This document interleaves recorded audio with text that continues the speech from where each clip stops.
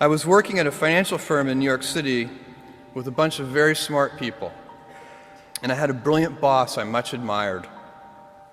I went to my boss and told him I was going to start a company selling books on the internet.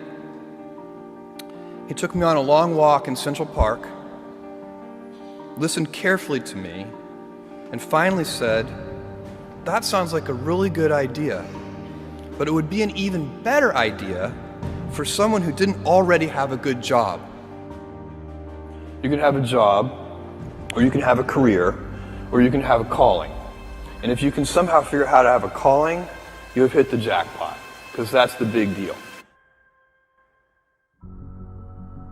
I met Jeff Bezos 25 years ago, and he told me, "Dave, I want you to invest in my company." "What are you doing?" "I'm gonna start a bookstore in my garage." "Okay, and I'm gonna put it online. People buy online, and I'm gonna ship out of my garage. But if you invest in me, Dave, someday I'm gonna be the richest man in the world. I'll do over $100 billion. First of all, there is no such thing as $100 billion 25 years ago. Statistically, there's no such thing. Countries didn't have 100, our national debt wasn't $100 billion. And this dude's telling me at 26 years old that he's gonna be the richest man in the world because he has a garage and the internet?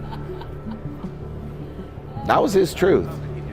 No, but he did not know it, and neither did I. But the difference between him and I is I was laughing, scoffing, and jesting at him, and he was already applauding himself, going, at the right way, at the perfect time, I'm gonna make as much as I can as quickly. And I'm sitting there going, there's no way this is gonna be a big business.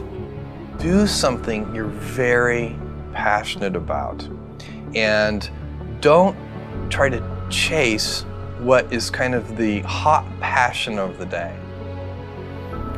Seen in that light, it really was a difficult choice, but ultimately, I decided I had to give it a shot.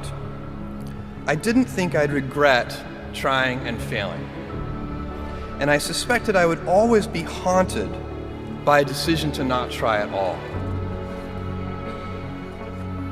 After much consideration, I took the less safe path to follow my passion, and I'm proud of that choice. As a young boy, I had been a garage inventor.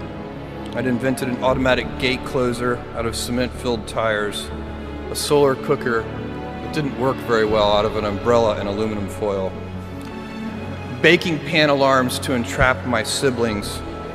I'd always wanted to be an inventor, and she wanted me to follow my passion. There's a military phrase that I especially love, and it says, "Slow is smooth and smooth is fast." And I have seen that in every endeavor I've ever been in. That's the kind of thing that really allows you to make progress. You know, you get certain gifts in life and you want to take advantage of those, but I guess my advice on adversity and success would be to be proud not of your gifts, but of your hard work and your choices.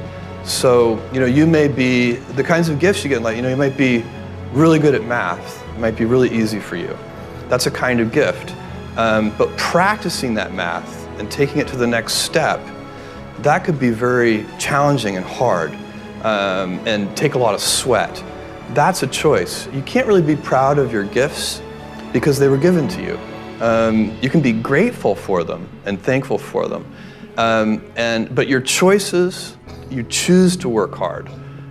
You choose to do hard things. Those are choices that you can be proud of. You can choose. We all get to choose our life stories, and it's the choices that define us, not our gifts. Everybody in this room has many gifts. I have many gifts.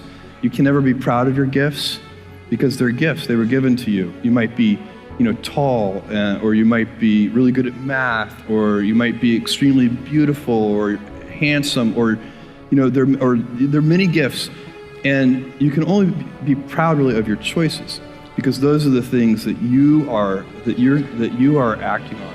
And one of the most important choices that each of us has, and you know this just as well as I do, is you can choose a life of ease and comfort, or you can choose a life of service and adventure.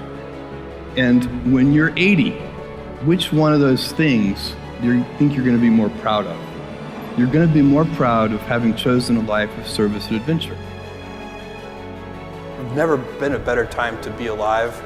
I mean, it's just incredible the amount of inspiration that the world generates for me, and I think for a lot of people. It's insane, the amount of change and invention and opportunity.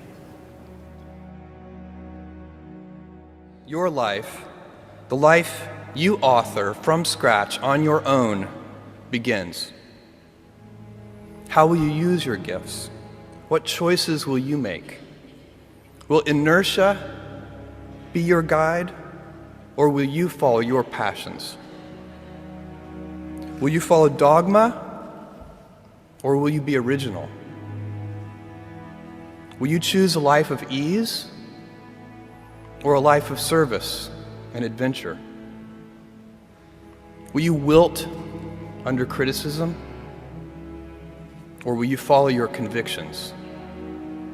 Will you bluff it out when you're wrong, or will you apologize? Will you guard your heart against rejection, or will you act when you fall in love? Will you play it safe, or will you be a little bit swashbuckling?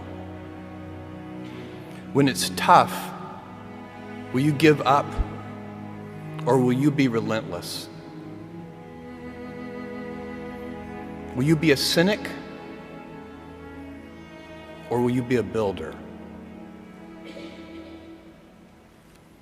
Will you be clever at the expense of others, or will you be kind? Every time you figure out some way of providing tools and services that empower other people to deploy their creativity, you're really onto something. You know, you're very lucky if you have a career. A lot of people end up with a job. If you don't love your work, you're never going to be great at it. Jules Verne, Mark Twain, Galileo, Newton, all the curious from the ages would have wanted to be alive, most of all, right now. As a civilization, we will have so many gifts, just as you as individuals have so many individual gifts as you sit before me. How will you use these gifts? And will you take pride in your gifts or pride in your choices?